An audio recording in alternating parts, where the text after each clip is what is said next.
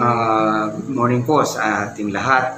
Missionary Salvador Paredes po, reaching the Jews and the Gentiles with the Gospel of Jesus Christ. Pagbulay-bulayan po natin ang isang pamilyar na talata. At ang sabi po ng 2 Corinthians chapter 12, reading verse 9, "And he said unto me, My grace is sufficient for thee, for my strength is made perfect in weakness. Most gladly therefore will I rather glory in my infirmities, that the power of Christ may rest upon me." So dito po ay makikita natin, ito po yung tugon ng Panginoon doon po sa panalangin ni Apostol Pablo. Sapagkat si Apostol Paul, mga minamahal, ay nakaranas po ng magkaroon ng thorn in the flesh sa pamagitan po ng paggawa ng kaaway. Pero yung kanyang thorn in the flesh na ito ay naging dahan para lumapit po siya sa Panginoon. At pero ang Panginoon, mga kapatid, hindi po tinugon ang kanyang panalangin. But instead, ang sabi ng Panginoon, "My grace is sufficient for thee." So dito po, mga kapatid, makita natin na maging ang isang lingkod ng Diyos ay hindi po exempted sa mga problema, sa mga kahirapan, karamdaman. Hindi po exempted. Bagkus talagang, kumbaga, ibinigay ng Panginoon, pinabayaan ng Panginoon na saktan ng messenger ni Satan ang kanyang minamahal na lingkod. At dahil po doon, mga kapatid, makikita po natin. At it is a test of faith. Itong thorn in the flesh na to, it is a test of faith. Na kung saan ay pananampalataya sa Panginoon ang tinitingnan, at lalo pa po na naging matibay sa pananampalataya itong si Apostol Pablo, hindi para pahinain, hindi para kumbaga tayo po'y mawala sa paglilingkod, bagkus masubok yung pananampalataya. Kaya po ang sabi rito ay, ang sabi po rito, that the power of Christ may rest upon me.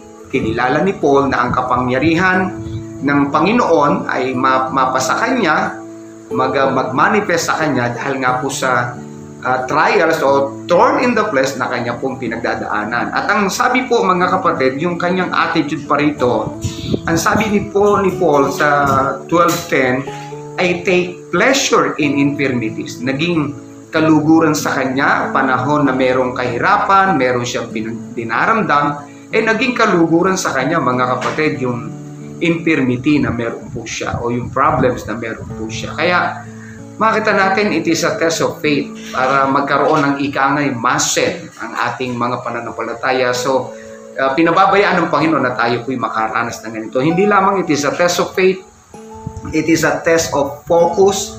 At na kung saan ay pag ba may problema ka, ano bang dapat mong gawin? Yung iba, nawawala sa gawain, yung iba ay nagkukwit. Pero tayo po bilang mananampalataya, hindi po tayo tumitigil sa Panginoon. Sa ating priority pa rin, yun pa rin.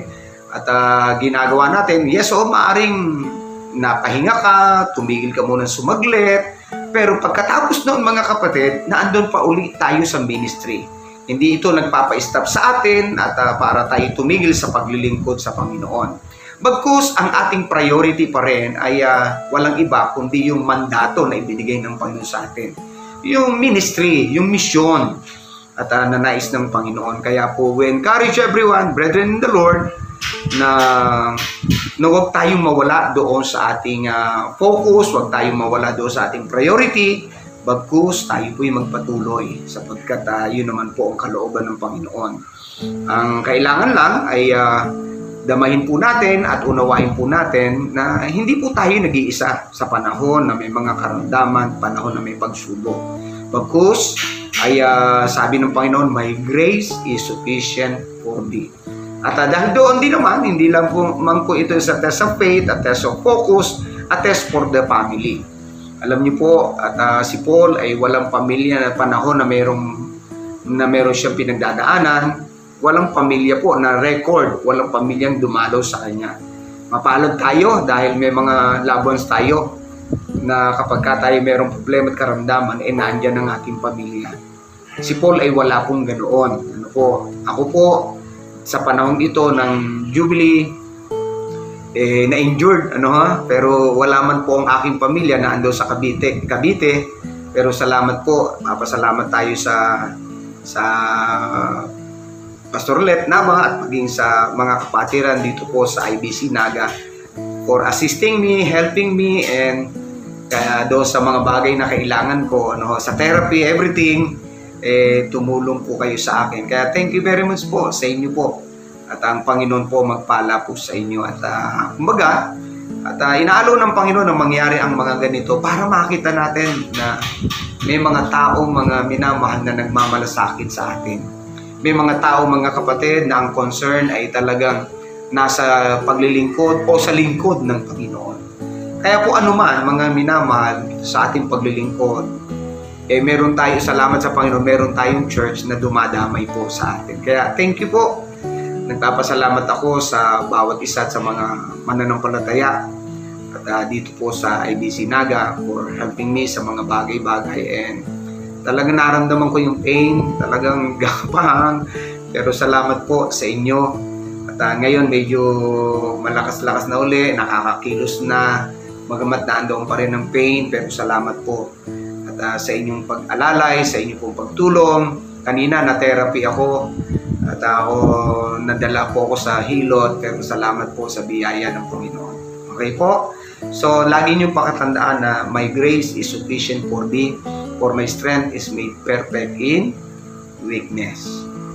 Let us pray. Lord, thank you po sa biyaya at pagpapala mo sa aking mga kapatiran. Salamat po sa kanilang pag-ibig. Salamat po sa kanilang pagpapatuloy. Salamat po dahil nasubok ang pananampalataya. Nakita, Panginoon, lagi meron kaming pleasure sa panahon na may mga infirmities, meron kaming mga pagtulong na nagpapatuloy kami at ginagawa namin ang kalooban mo. Kaya help us, O Lord, mga kapatiran, na sa panahon na sila po may mga problema at karamdaman, gabayan mo po sila at ipaunawa mo sa kanila. That your grace is always sufficient to each every one of us. Lord, dalangin ko rin naman po ang kaligtasan po ng mga Hudyo at ang kapayapaan sa Jerusalem.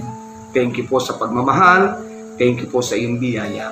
Salamat po sa pagtatayo mo sa amin, ma-overcome ang lahat ng mga difficulties, problems, or mga weaknesses. Thank you po sa biyaya mo, Ama. In Jesus' name we pray. Amen and amen.